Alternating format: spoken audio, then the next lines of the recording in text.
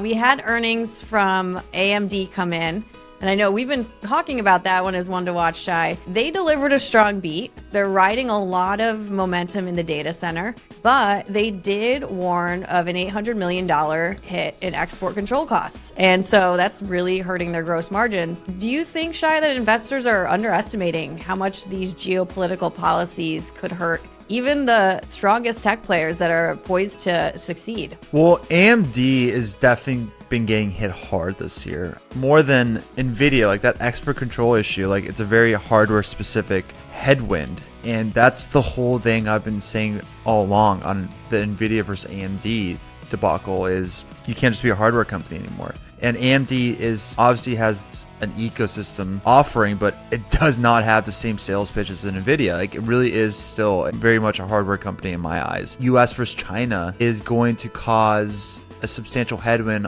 on an AMD versus an Nvidia, because Nvidia can make it up with other segments of their ecosystem. It's not just a hardware company. I don't want to be so bearish on AMD because I do think they've done something really incredible the past 5 years. Like they have clawed its way back from, I don't want to say irrelevance, but they became a core pillar of modern compute.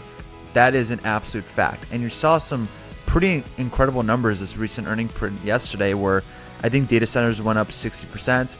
I think they've had 5 or 6 straight quarters of margin expansions. Like on paper, yesterday's earnings was everything that the bulls could hope for. CPU business is still dominating. Epic is now entrenched at the hyperscaler phase, and you're seeing like Lisa's team executing a level of consistency feel in this like semiconductor space can match in this environment. But like that's like half the story, because for all the praise that AMD deserves on the silicon front, like the deeper question, which is my biggest question, is like, can AMD stop being just a parts supplier?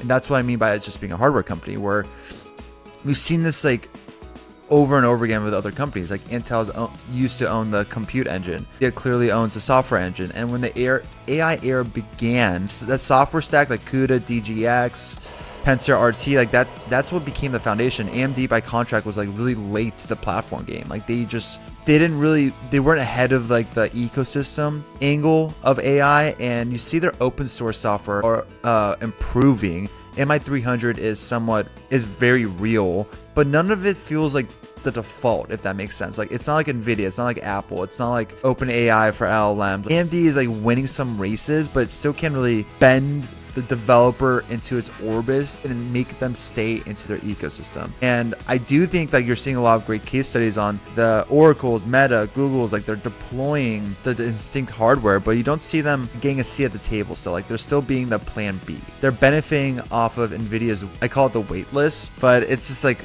it's not shade to AMD calling them the wait, they're shadowing Nvidia. It's just the nature of the supply constraint scale that right now Nvidia has, and like everyone needs chips, but few are building on the open source offering that AMD has for software. And until that changes, like AMD will be in the room, but they won't be sitting at the table, if that makes sense.